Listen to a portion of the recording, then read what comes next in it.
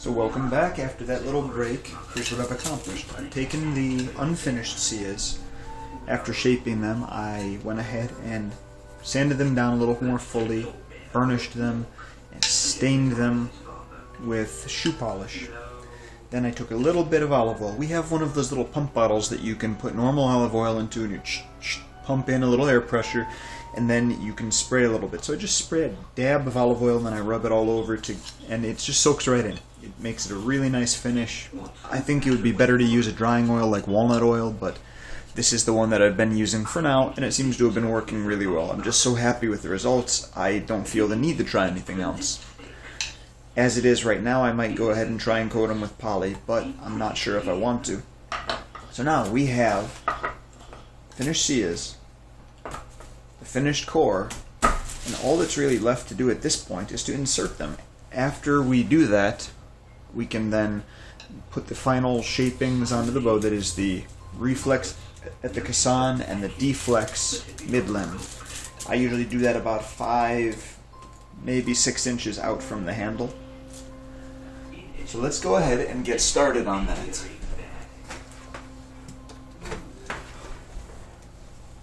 So to do this, remember which side is going to be the front, which side is going to be the back.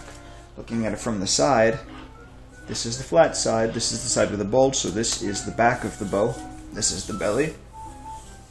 So we're going to start here, and also let's see which is going to be the top limb and the lower limb.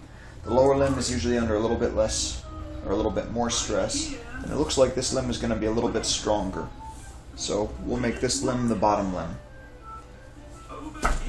We have 2 different siyahs, like I said, and each of them has a slightly different weight. One was 40 grams, the other was 42 grams. If I was really being finicky, I should go back and I should make sure that they're identical. One of my ideas in the future was I'm going to make one siyah that I'm happy with, and then I'm going to go and make a cast out of it, either out of silicone or some other material. And with that, I can then just cast them out of acrylic or plastic or some other material. That seems to be the technique that Mehmet Gelan has used for his bows, and it seems to be working out quite well for him. So I'll consider that in a project sort of on the back burner, not really a priority. I'd really like to put the heavier of the 2 on the bottom limb, since again it is stronger. That'll slow that limb down just a tiny bit. So let's find out which it is. My scale, 40, this is the heavier. This goes on this side, this goes on this side. Let's get heating. I know I've showed this before. Just remember, take your time, don't rush it. If you hurry, you'll just have problems. You'll end up burning the PVC, it might split at the ends, it might tear. Try not to overheat it.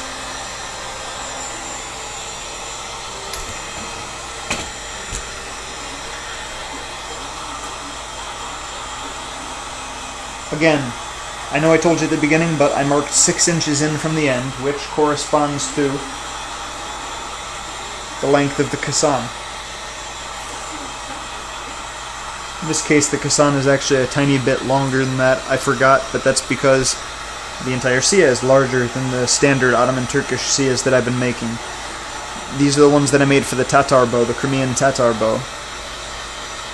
At any rate, the caissons are the same length, so when I heat and reflex them, the wood itself will act as the guide. So no problem. Don't get too close to the PVC. I do it myself, especially after I've been making some PVC weapons where I'm not as concerned about burning it. But you don't want to. It's such a bad thing. If you overheat, you get too close, you'll overheat it. You overheat it, you'll burn it.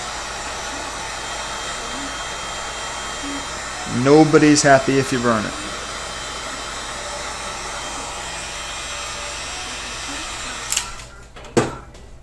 Okay. Just use your eye to center it.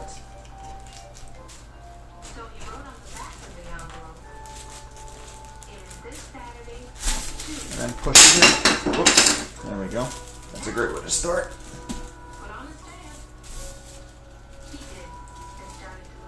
There you go. That's it.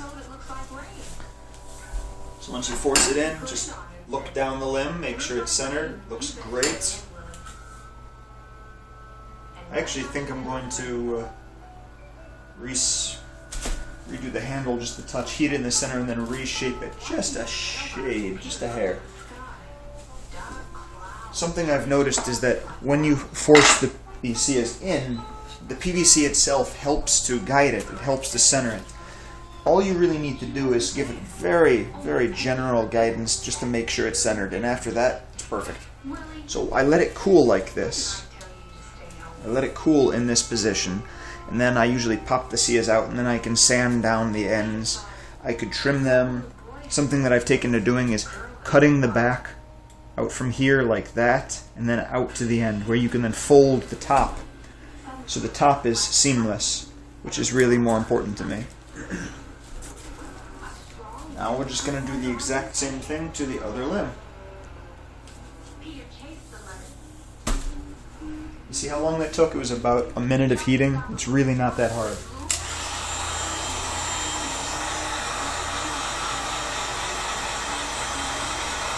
And to be totally honest, I think the limb was actually overheated, so just be careful.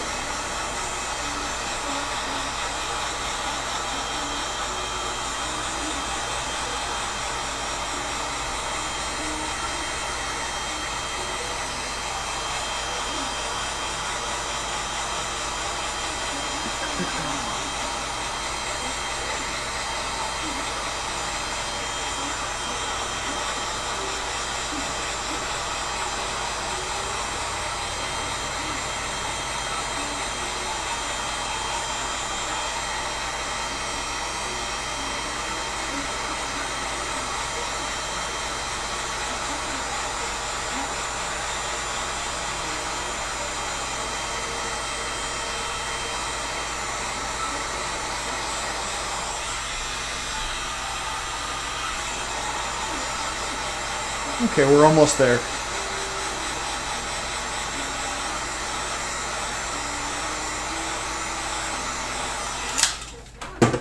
Ready, center it. Just make sure when you start to push it's really pretty well centered. And then to the end.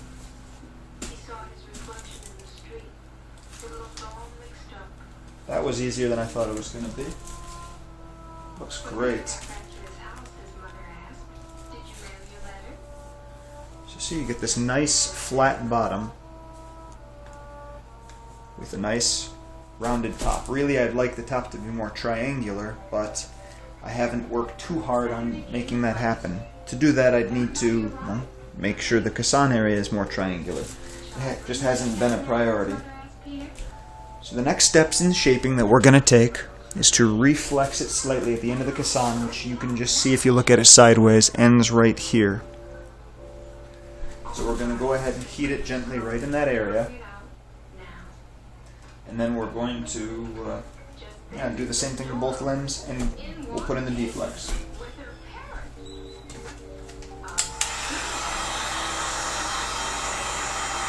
So we don't want it to puff. We just want it to soften a little bit. So we'll have to be very careful not to overheat it.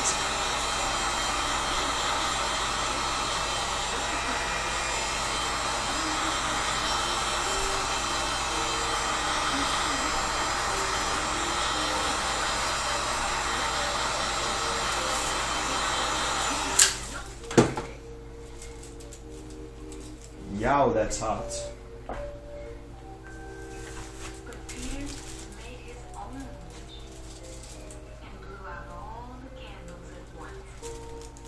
Okay.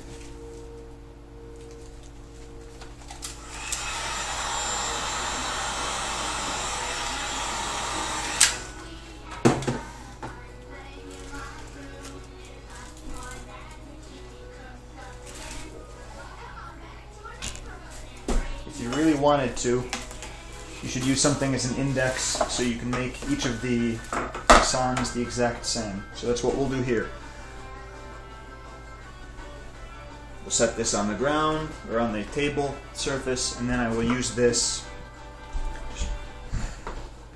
As long as you have your handle at a known position, everything else will be at a known point too, and you can go ahead and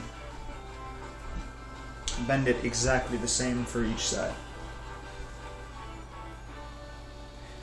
Now, in the theory, you want the Kassan area, the Kassan eye, where the limb meets the Kassan, to be one of the thinnest portions of the bow. It should flex there quite a lot. So don't feel too bad if you push in a little bit.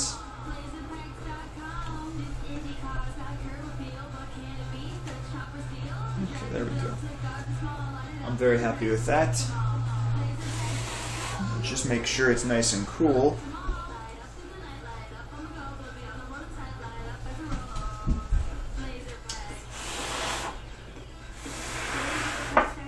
Run it under a little cool water.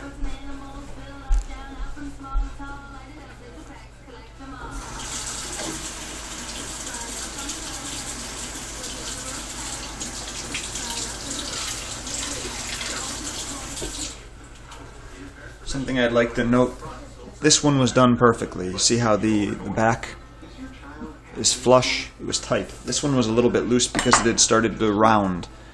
The shape is not as well defined, and it doesn't 100% contact the back. I'm just going to reheat that a little bit and compress it down so it does. So when we glue it, there's no problem. You know, the thing is, if I were to do both limbs like this, you have an almost perfect basic shape. The only problem is it'll then bend too much in the handle, and of course I think it'll just shatter without a stress-relieving deflex. But it looks very authentic, looks very good, very much like a war-bow. For this side, I'm just doing the same thing. Heating right around as it were the 6-inch marker for just a minute.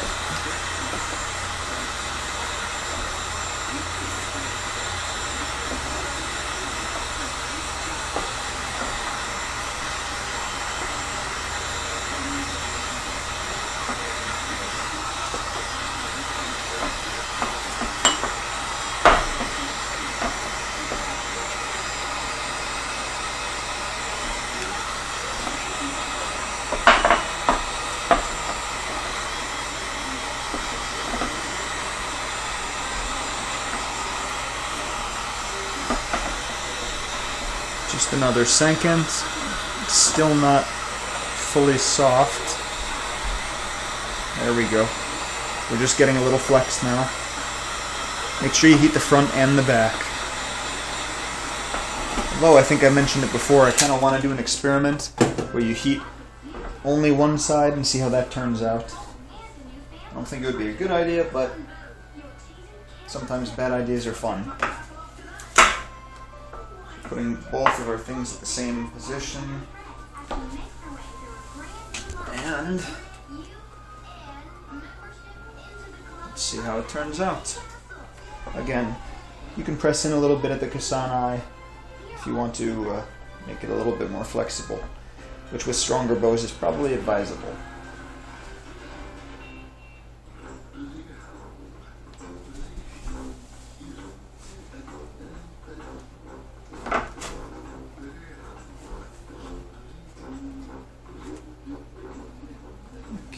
I'm just looking at it from the side now to see, as far as I'm able, if the angle of each of them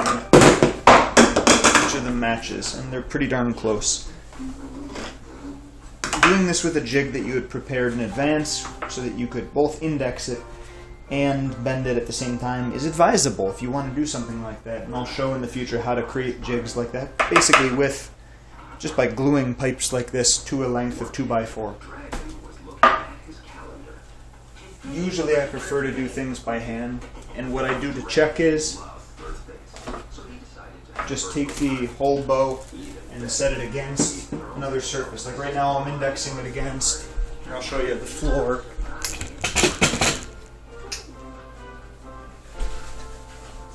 So you can set it on the floor and look at it.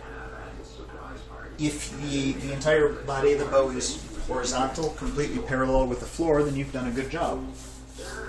If it's not, then you need to do a little bit of work. Either one of your limbs is longer than the other, or you haven't tapered it quite the same. Alright, back to business. I heated the center just enough to correct a little tiny twist there was in the limb. And I reheated the caissons just to reposition the siyahs just slightly. Basically, it's fine now. Everything looks really, really good. So at this point, I'm going to take the siyahs out of the limbs. There you go. Now, getting them back in is not necessarily too difficult, although you're going to want to have them covered in hot glue when you do that. The one thing that's important to remember is which siyah goes to which limb. So right now, we have it lined up how we want it. What I'll do is I'll take a marker, permanent marker, my trusty Sharpies, and I'll make, say, dot, dot, or line, line. And then on the inside here, we'll do the same thing. Line, line. So this is 2, this will be 1. So I'll go over here and put 1 line in it, and then I'll go inside the caisson area and put in 1 line. So now, 1 and 2, they match. So you're not going to make any mistakes later on down the road. At this stage, I think I'd like to go ahead and put in the deflex first, and then we'll go ahead and glue in the limbs ultimately. Also, something that I often don't do is, in this case, I cut the nocks first. Sometimes I have a habit of cutting the nocks after I finished the bow, and that works out fine too. I like it because then I can hold the bow while I'm making it. This I have to do a little bit more. It's more finicky, not as much of the thing to hold on to as you're using the saw. So you can do either. Let's go ahead and put in the deflex. First, let's measure where we want to put the deflex. Right now, let's see, we have from the caisson eye to the end of the limb, we have 12.5 inches. So right in the smack middle of that, let's say 6 inches, I think that's a beautiful place to start. So let's mark 5, 6, and 7 inches. And I'm going to mark 7.5 as well. I'm marking the ½ inches too. So there we go. I'm going to do the same thing on the other limb.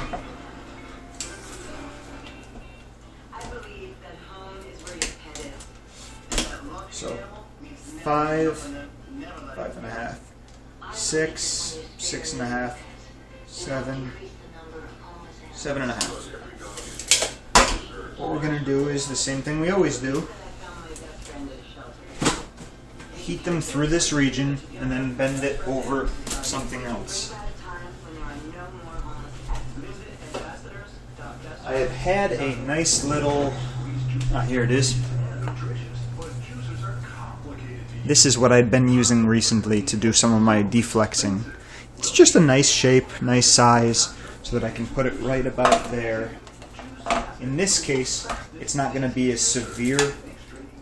This is what I was using for the Scythian bows, but I feel no problem using something smaller on this. A 1-inch PVC pipe or a 1 1/4 inch would be ideal. So in this case, I'm going to use something a little smaller. Remember that container I was telling you about for spraying oil? This thing will work just fine. That's about right. Alternatively, a regular Pam bottle or just any old can of spray paint, anything like that's about right.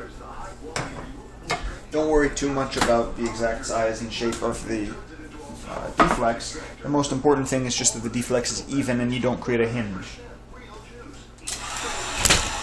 Oops.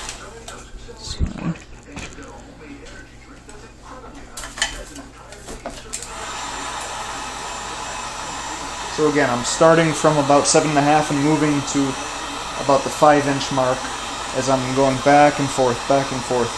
You can get a little bit of puffing in this case because you're going to flatten it down on the object. Don't worry too much.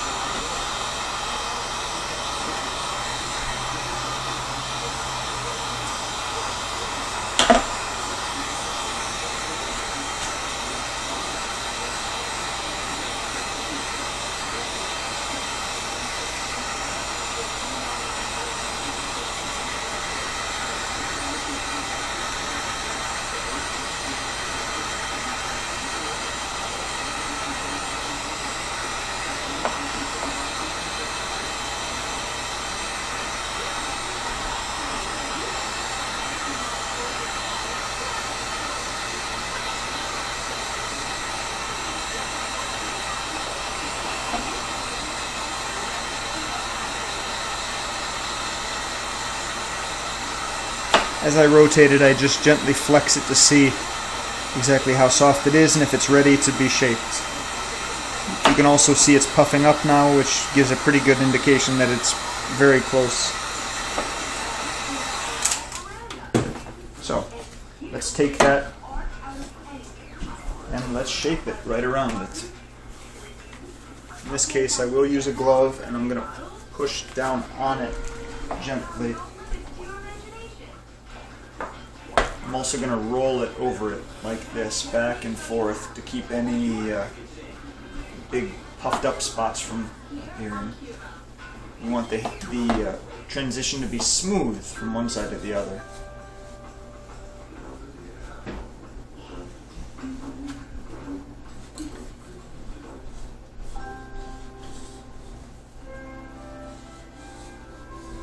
There you go. So again, now we have a nice even transition. Before it cools, check straightness. You should be doing that at almost every stage of this game. Straightness is really important.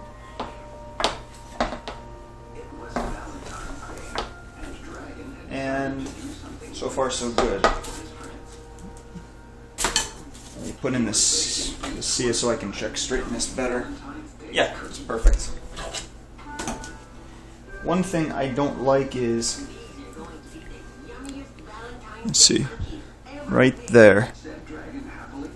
I'm concerned that it'll hinge right there. So if you like, you can reheat it and reshape it. As it is, I'm going to continue and we'll string it up and we'll just see. Ultimately, if it hinges, as long as it doesn't hinge badly, we can probably repair it and just work from there. Usually I find it easier to do it, to fix these problems after you've started work on the bow, after you've actually gotten it all up and strong. And the other thing that I'm noticing is I don't like how far out from the handle this curve is. So I think I'm going to even reheat and shape it again, maybe centering it about 5 inches from the limb, or from the center. We'll see. I'm going to give it another try. I will do that over here though. So I'll fix that and I'll make them both the same. So like I said, I marked 5, 6, 7, 7.5 inches. I'm just going to go in another ½ inch and reshape each of these. So from 4.5 inches, because right now the curve really centers on the outside of this towards the 7-inch mark, and I really wanted it in another inch. So that was my fault, but that just lets you know what I'm going to do.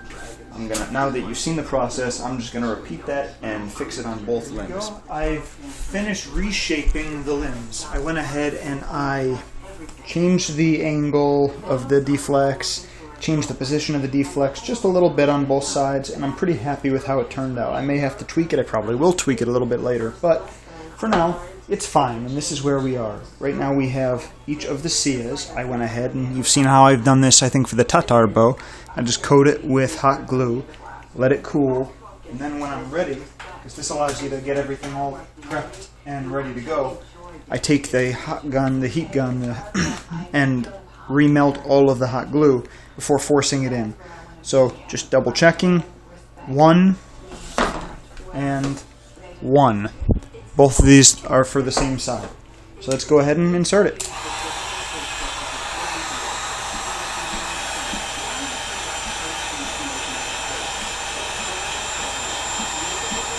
Just take a minute to melt the glue.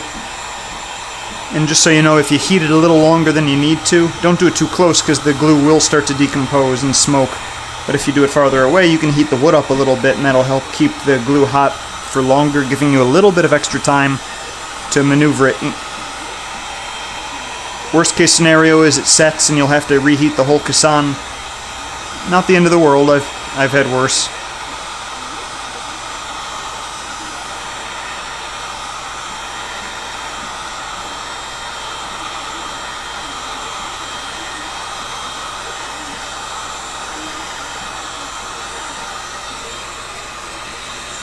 Okay, so now it's nice and melted. We're just going to go ahead and jam it in to the same depth.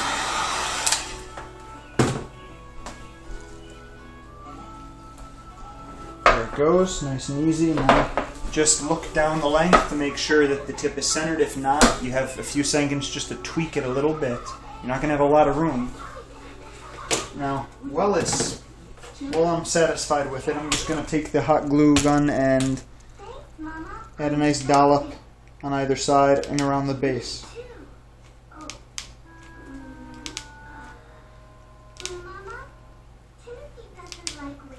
There's going to be a little bit of excess hot glue. You can clean that up later. Yeah, see right up here.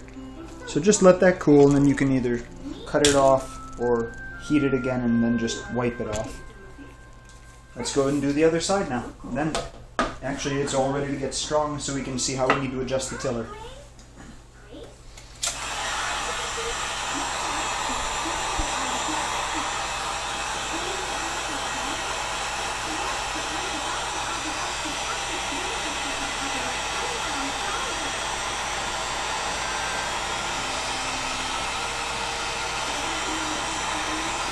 This side was a lot tighter than the other side, so it's going to be a little bit more challenging to get it in.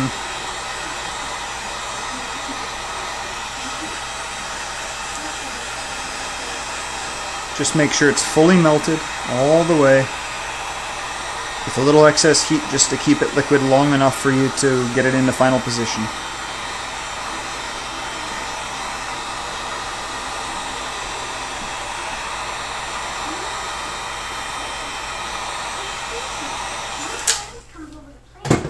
Okay, ready, 1, 2, and 3. There we go. See, that's tighter, so some of the glue started to come out the bottom. I won't need to apply a bead there. Check for straightness. That's good. And now I'm just going to apply a little bit on the inside at the bottom and the top. This isn't going to be crucial, but makes me feel a little bit better to have a little bit more hot glue there. I don't want failures, especially since this is such a beefy, heavy bow. It's going to be heavy. Great. Gonna let that cool, and then I'll just wipe that off. Or in this case, I'll just dab my finger in a little bit of water, and then I'll try and just squish it down a little bit. There you go. Now it can just be peeled right away. Very nice. So that's that. We now have a bow that's ready to be strung. So I'm going to get on that and we'll take a look at it and check the tiller. And then we can also put it on the tillering tree and see how it draws. We'll test it, look at it as it's drawing, check it for evenness and make sure that it's fine. We can adjust the tiller as necessary. And I'm really excited to get this bow nearing completion.